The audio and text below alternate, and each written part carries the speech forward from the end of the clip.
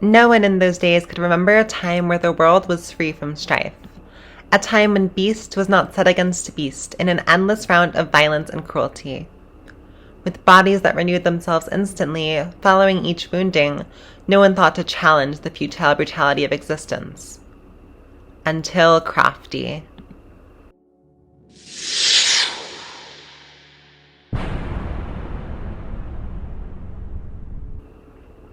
So it was that, on a day like every other since the first day, Crafty wept at last and said no more.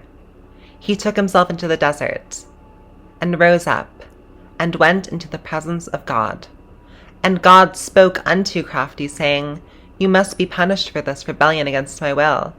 Nevertheless, I am a good God, and my judgment will be tempered with mercy. Much afraid, Crafty spoke, saying, I will bear any punishment that will bring peace to the world. Then you must spend eternity in the hell above, said God, where you live and bear the suffering of the world, and I will make peace amongst the beast. That is my judgment.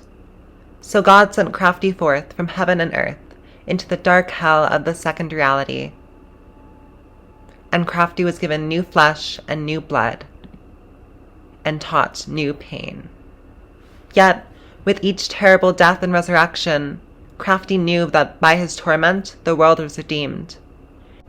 It seemed there was nothing that could truly kill him, and while he lived, there still remained the hope that one day he might return, and on that day overthrow the tyrant God, and build a better world. I'm sorry, I can't read it. Make me behave like an animal.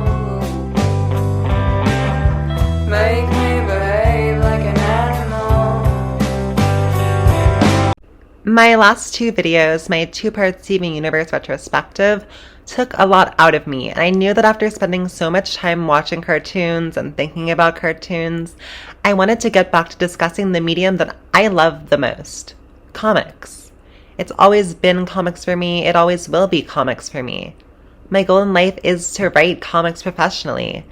They take up so much of my headspace so much of the time, it's sort of why I made this channel, so I could geek out about the nerdy shit that I'm obsessed with and discuss it on a deeper level.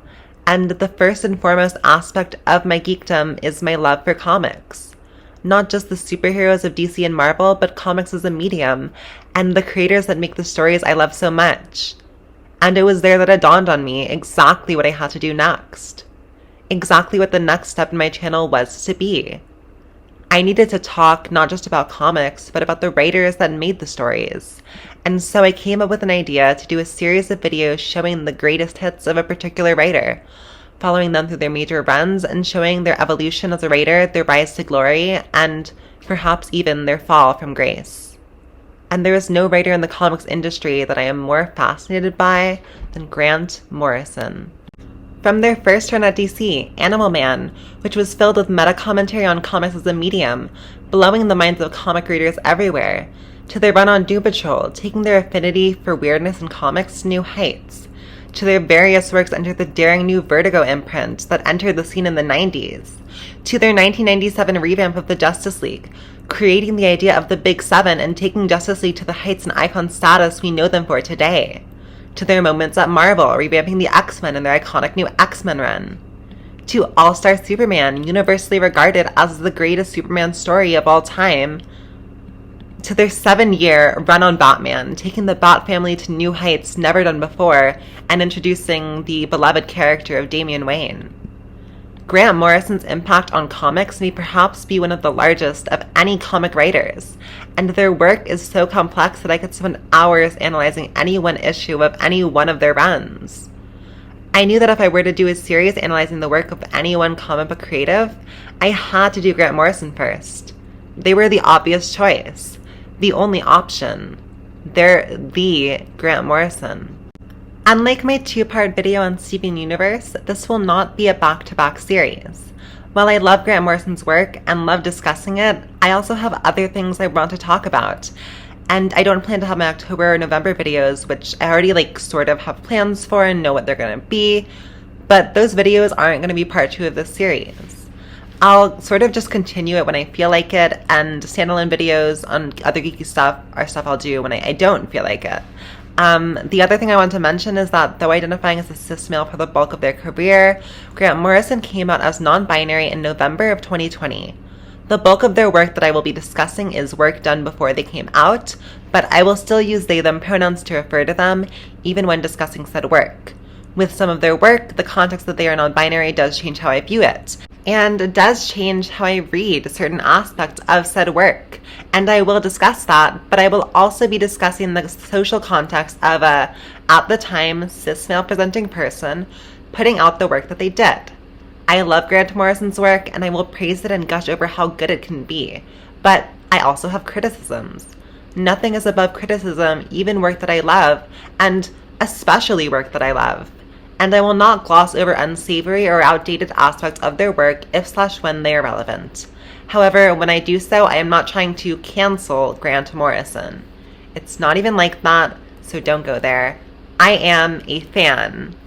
But without further ado, let's get into the video. To be your number one. Grant Morrison was born and raised in Glasgow, Scotland, the young creative getting into comics from a very young age. Writing a few comic strips, the first being at the age of just 17. They also toured and performed with their band, The Mixers. They played rhythm guitar. But their first big break was when in 2000 AD picked up Zenith, and they began writing their first serialized comic story. Through Zenith, they explored a lot of ideas they would elaborate on in their further works. Cosmic meta bullshit, superheroes as celebrities, superheroes being marginalized by the government, and many more. And this got the attention of a little comics publisher. You may not have heard of them, DC Comics. DC brought Morrison over with the whole British invasion era of writers to revamp some lesser-known characters from DC's back catalog. And Grant Morrison went with Animal Man. What was originally meant to be a 4-issue miniseries was so well received that it turned into a 26-issue full ongoing run, with multiple runs by other writers following it. Animal Man explored a lot of different ideas that I want to touch on, but one of the most visible thematic shifts from the outset is the framing of superheroes. From the very outset, we're introduced to the fact that Buddy Baker, aka Animal Man, is a middle-class, stay-at-home husband. He has 2 kids, a son named Cliff and a daughter named Maxine. Cliff is an angsty middle schooler, and Maxine is a little shit. But she's an adorable little shit, and we love her! His wife, Ellen, is an animator who works on effects and animation for movies, and Buddy is unemployed. He was originally a superhero, Animal Man, who had the power to replicate the abilities of nearby animals. In usage, his power is similar to that of Vixen's. He can use the strength of an elephant, the ability of fish to breathe underwater, the flight of a bird. At one point, he goes as far as to use the power of bacteria to duplicate himself. Grant Morrison gets really creative with the usage of his powers, but his superhero days are over. At least, they were over until the start of this run. Buddy tells Ellen that he's been thinking of becoming a superhero again, an idea Ellen isn't exactly thrilled about. He's been a superhero time and time again, and it's never truly stuck. Buddy, I don't know what makes you think you're a superhero. You paid $800 for those Animal Man costumes, and they've only been out of the closet a half dozen times in 8 years. You know, I don't really want to spend my life doing storyboards, but if it wasn't for the money they bring in, we'd be living in the street. I mean, what about your stunt work, huh? When was the last time you took an assignment? Dreams don't pay the rent, buddy. You can't go drifting through life waiting for something to happen. But soon enough, Buddy does become a superhero, getting his first big break in a case at Star Labs. They tell him that they're working on a cure for the AIDS virus, using primates as test subjects, but a break-in happened, the culprit being a giant cockroach, leaving a blob of monkeys that look a lot like a Cronenberg from Rick and Morty in its place. Animal Man takes the case, leading him to his first interaction with Buona Beast. We'll talk about Buona Beast later. This sets him on a path for using his platform as a superhero, however small it may be, to be an active advocate for animal rights. This catches the attention of the Martian Manhunter, who recruits him for the Justice League and gives him a unique presence in the world of superheroes. His advocacy angers major corporations that exploit the environment and their practices, leading them to take actions against him, including sending Mirror Master to break into his house to scare him off, and sending someone to kill his wife and children. But the stuff Animal Man and his family deals with isn't just on a big scale. It's also on a smaller, more personal level. Buddy is a minor superhero, and he doesn't have a secret identity. Everyone in town knows who he is. It's kinda just his job. His neighbors might be teachers, police officers, doctors. He's a superhero. A great issue that explores the smaller scale impact of Buddy's hero work is issue 9, Home Improvements. This issue has Martian Manhunter visiting to help Buddy renovate his home to be able to transport him to Justice League headquarters. But the B-plot has Cliff dealing with other kids picking on him because of his father's public presence. Hey dude, you just escaped from the zoo, Animal Boy. Animal Boy. Out of my way, Buckley. Save me, guys! Animal Boy's gonna turn into a lion! Roar! Clash of the Titans, man! Look out, Animal Boy! It's Sidewalk Man! See you later, alligator! At the end of the issue, however, with the help of Martian Manhunter, Cliff is able to scare the bullies away for good. Hey, look who's coming! It's Animal Boy, back for a rematch. I want my bike back. You never learn, do you, Animal Boy? You really don't want to threaten me, Buckley. Bad things start to happen when I get threatened. Don't tell me you messed your pants. That right, Animal Boy? Huh? Huh? Roar. Wow! Radical! While this aspect of the plot is focused on less and less near the end of the run, especially with the wild meta stuff ramping up, and the big finale questioning the concept of mere existence, in the first act of the run and the scenes with Buddy at home, the idea of a middle-class D-list celebrity superhero gives this comic a unique flavor that still makes it stand out to this day. And I don't doubt it was a key factor in the run's success and getting it off the ground. You say now, number one. Now, if you spent any amount of time on my channel, you'll know that I am an unapologetic feminist, so it was only a matter of time before I discussed gender and race in Animal Man. But there's not really much to discuss with gender in Animal Man. Women are there, they're typically written well, and I like them. Like I said, not much to discuss. However, there is quite a bit to discuss with this comic and race, specifically because of the inclusion of Bwana Beast, and the handling of that in the story. He's an old DC Comics character who first appeared in Showcase issue 66 in January of 1967. He was a notorious flop, and rightfully so, because the character was an absolute mess. Who is Bwana Beast? He's first described in Animal Man as the white god of Kilimanjaro. Kilimanjaro is a dormant volcano in Africa, and I think that tells you everything you need to know about this character, because, my god, is he racist. Where do I even begin? So, Bwana in Swahili is sort of a Swahili equivalent of sir or mister, a formal term used to denote respect towards a male. However, in Western media, the word has often been misconstrued into a term of subservience. In racist colonialist stories, with white leads entering exotified portrayals of Africa, the African people who are written as inferior often refer to the white male leads as Bwana. In this context, to use like the word master, a term of subservience, acknowledging the white man's superiority. And this is the context that's being used in Bwana Beast's name. His origin story isn't much better. So, he heads to Africa with his college roommate, a black guy named Ken, and upon arriving in Africa, this red ape recognizes Bwana Beast as his master after Bwana Beast bests him in combat, and the ape gives Bwana Beast powers. He drinks a serum that makes him super strong, and he has a hat that allows him to control animals and also to fuse animals together. He then becomes the jungle master, protector of Africa. Yeah, he's a messy, racist character that honestly would have been better off forgotten, but Grant Morrison decides it's a good idea to bring him back. Why? To be perfectly honest, I don't know. It's not the move I would have taken. It's notable that B'wana Beast first appeared in the 4-issue arc at the start of the run. The 4-issue arc that was originally meant to be a miniseries before Animal Man was extended to an ongoing.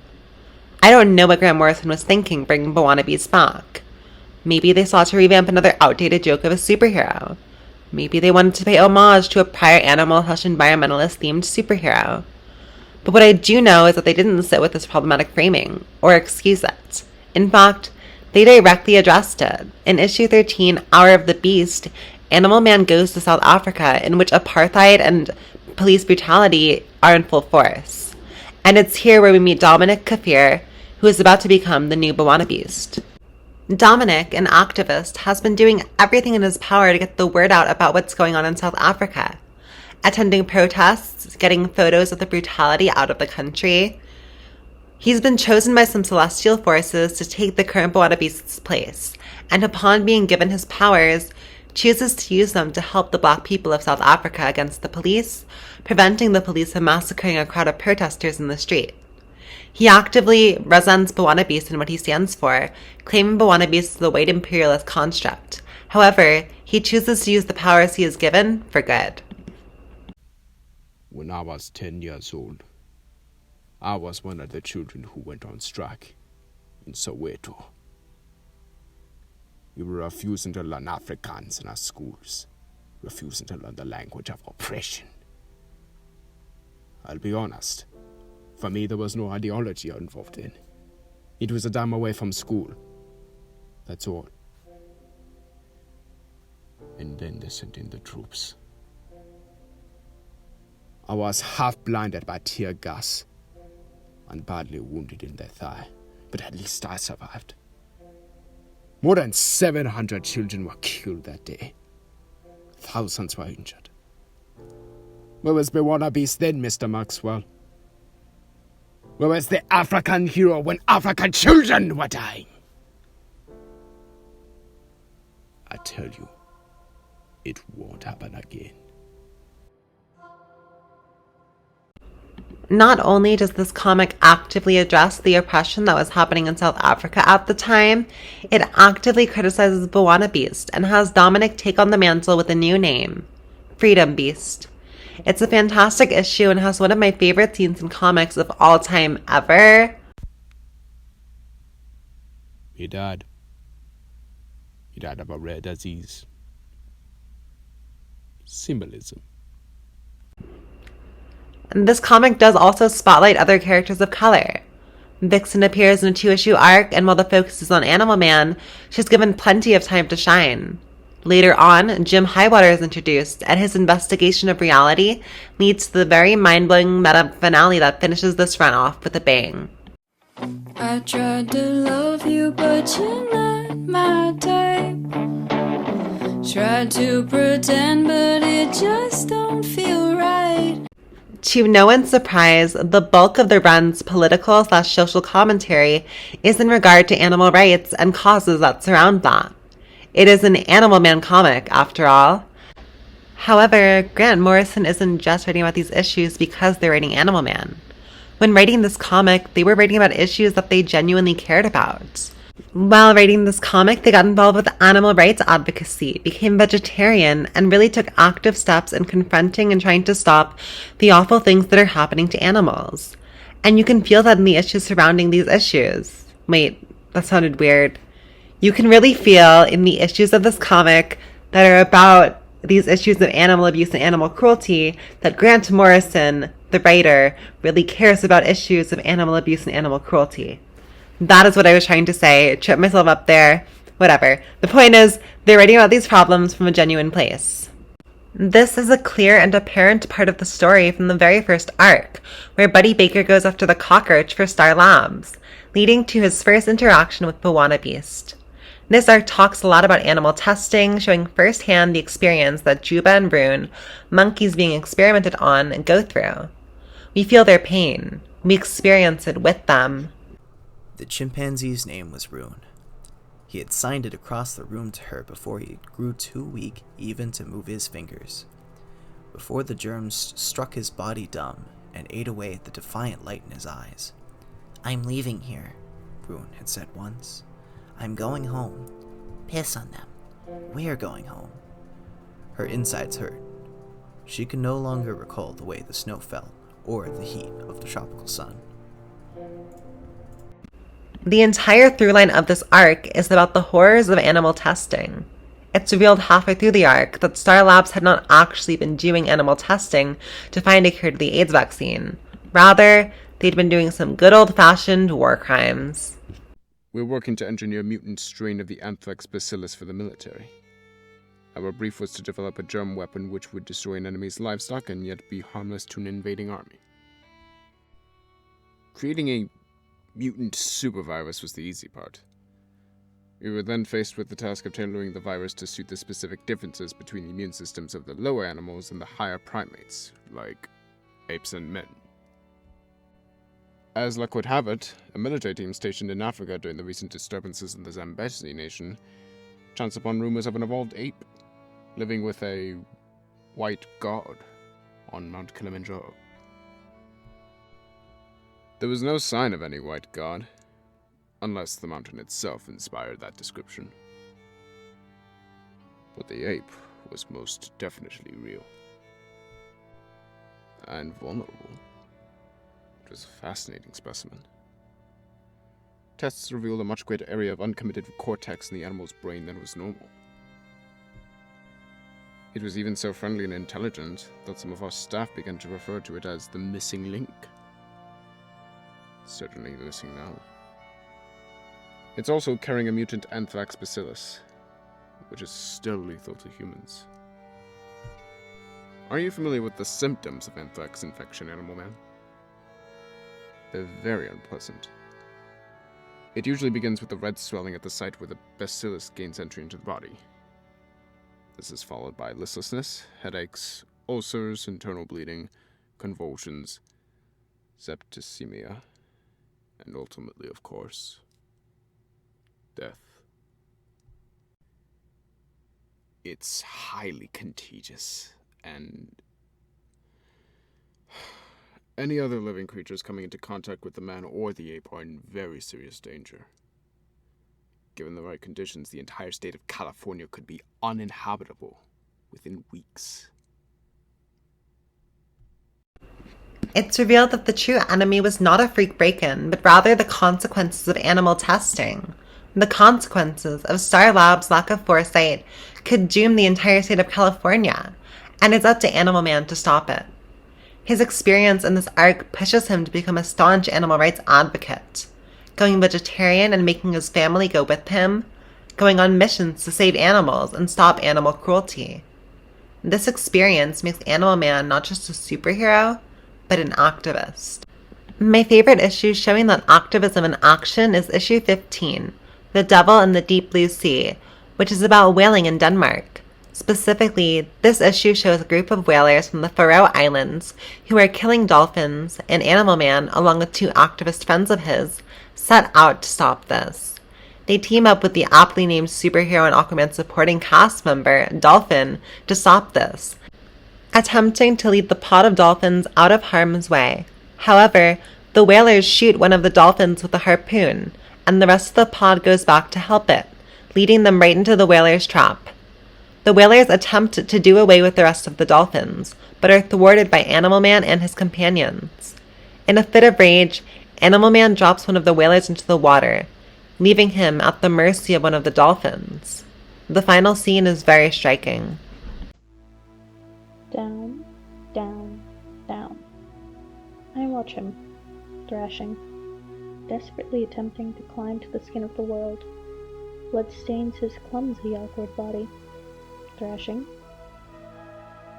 Stains his frail body cradle of delicate bone. Stains his electrics, spit and flashed hair. The world is crushing him, putting out the light of his body. He took everything stained with my family. Everything. Thrashing. He will never make it back alone. He will die here. Here in the world stained with our blood. he will die. One day, only the world will exist. No more agony, no more fear in all the vast unfolding of time and the world. One day. Until then, the killing will continue, the blood-spilling slaughter of innocents. Until then, there will be aggression and pain and sadness.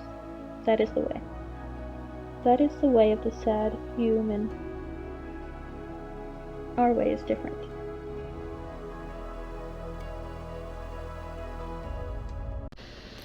Animal Man does not gloss over the horrors that animals face, the horrors that are done to this planet and its wildlife. No, Animal Man revels in it, making sure you see it, making sure you think about it. There's a lot of discussion today about vegetarianism, veganism, cruelty-free makeup, stuff like that. But I think the truth is that most people don't like to think about that. Most people don't want to think about all the suffering that goes into things they enjoy.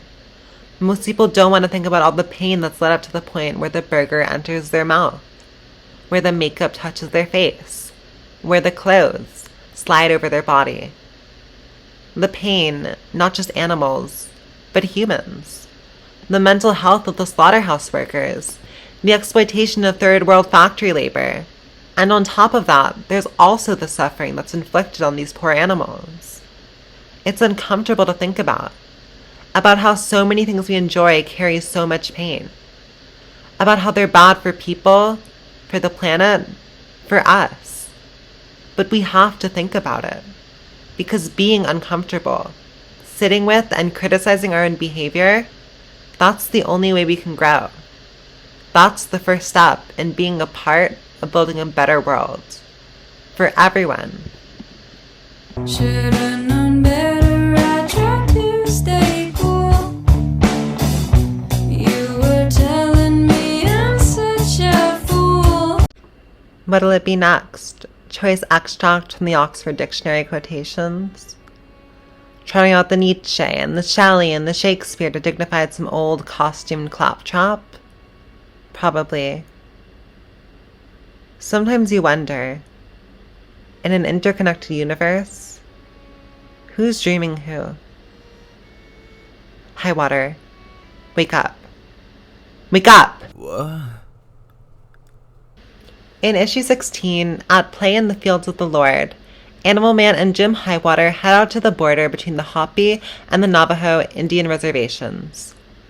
Animal Man has noted the increasing weirdness of his life, and Jim Highwater has been realizing that something is wrong with reality. The universe is a mirror.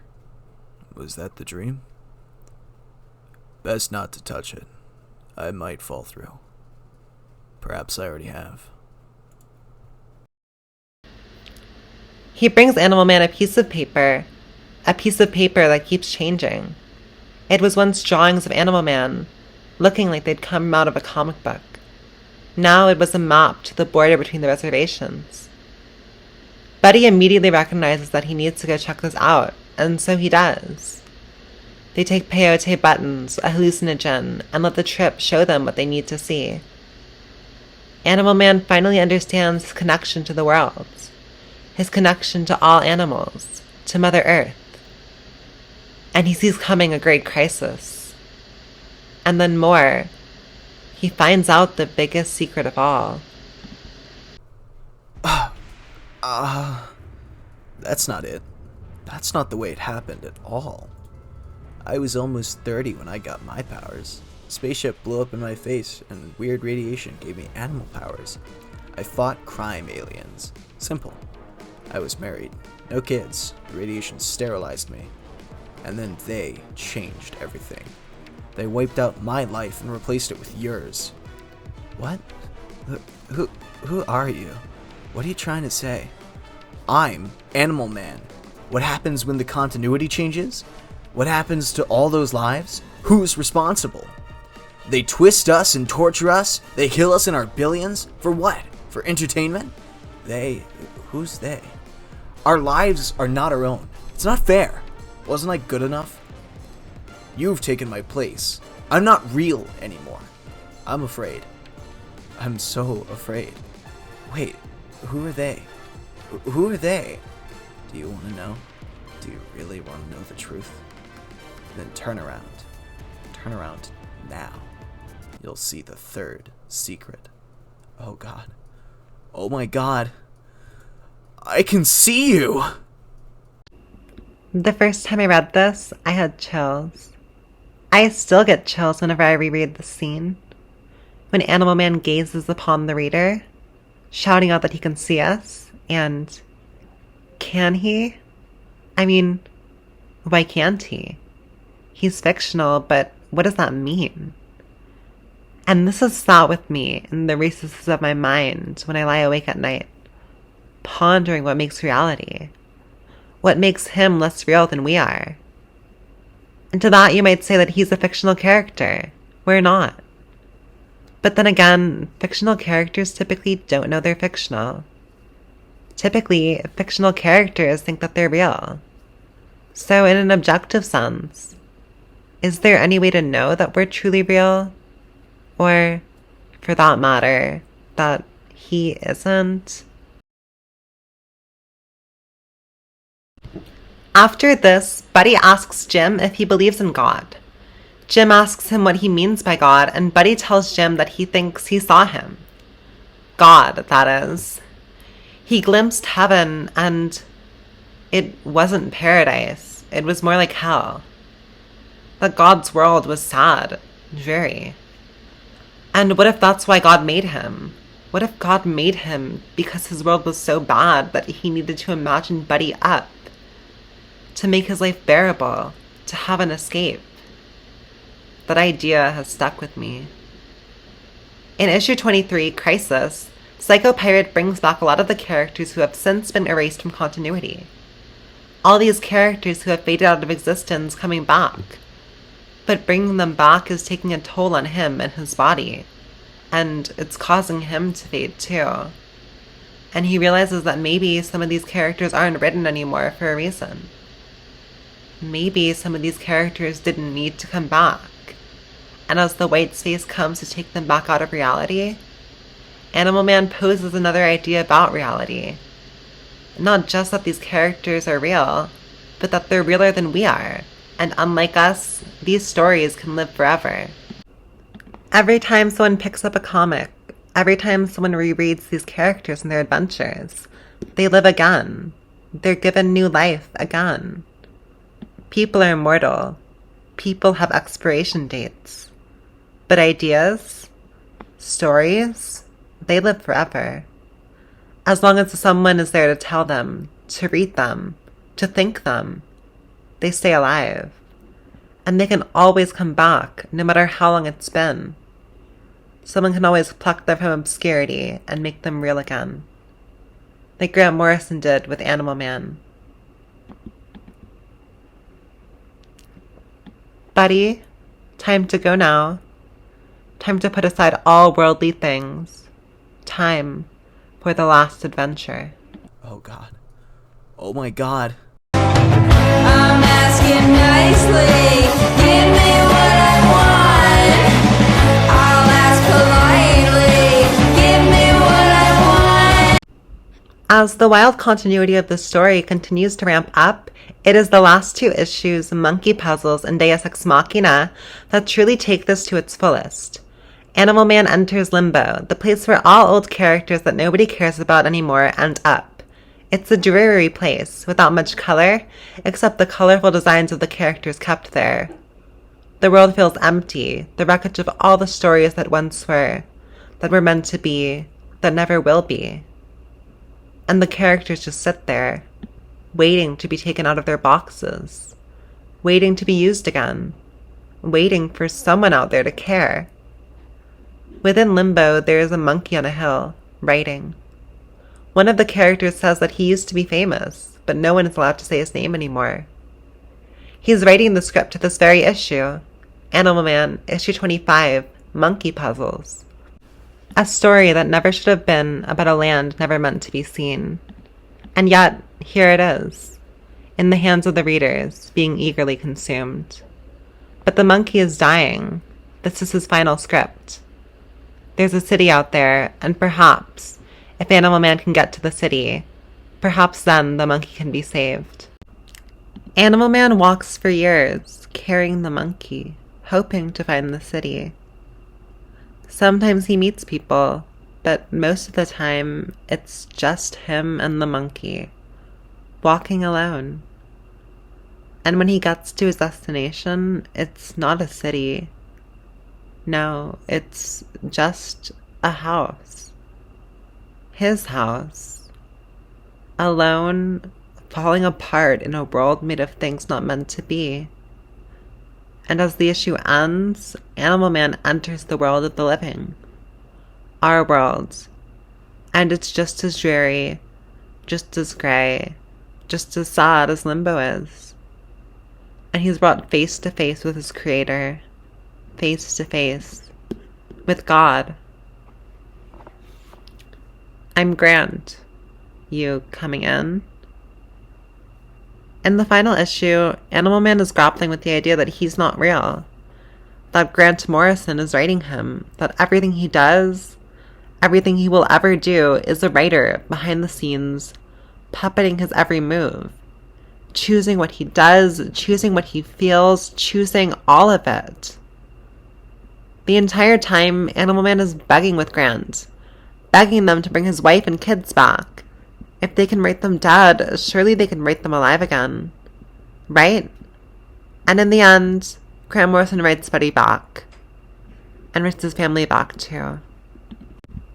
Animal Man was revolutionary, exploring the world of comics in a way never seen before, taking the idea of continuity, of the power of stories, of the power of these characters, and revolutionizing it. And it's this passion for these stories, for these characters, that really draws me to this comic again and again. When you can tell a writer has such a love for not just their character, but for all the characters, for all the stories. It reminds me recently of an issue of Death Metal, an event by Scott Snyder, though this story in particular was written by James Tynion IV. Chronicler sees the multiversal war being caused, the destruction that the battle between the Batman Who Laughs and Perpetual will bring, and the ramifications it could cause, and so he seeks to destroy the multiverse before it's too late, to chronicle its stories and then do away with it. But then he sees it. He sees the grand story of creation from start to finish in all its cosmic majesty. New emotions swell in his chest. He believes in this universe. He believes in these characters, and in that belief, they become eternal. When I read this, I burst into tears, and I thought about how beautiful it was that I was there at that time, getting to experience such an incredible story by such incredible writers as it's released in real time. I was taken aback, completely blown away by how much the scene hit me. And there's only one other time that a story has hit me in the same way. That any story in any medium has hit me that hard. Nothing's wrong at all. Nothing's wrong. Nothing's wrong. Is that it? Is that the best you can do? Nothing. When I was young, I had an imaginary friend called Foxy. He lived in a vast underground kingdom, a utopia ruled over by peaceful and intelligent foxes. I used to signal to him. My parents bought me a torch so I could signal to him. Not a flashlight.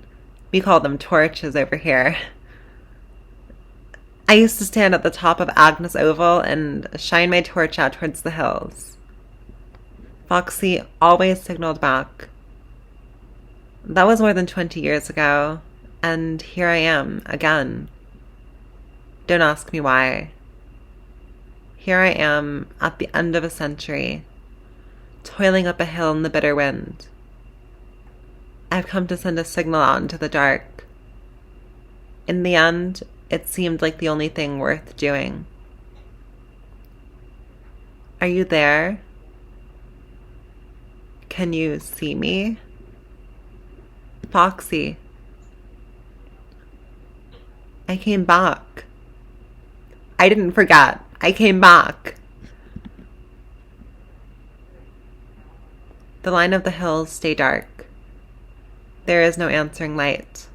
No light at all. Clouds pile up in the darkness, weighted with snow. Curtains are drawn. Windows blink and go dark. Wind whines in the power lines. Stars go out. Streets are empty. Goodbye.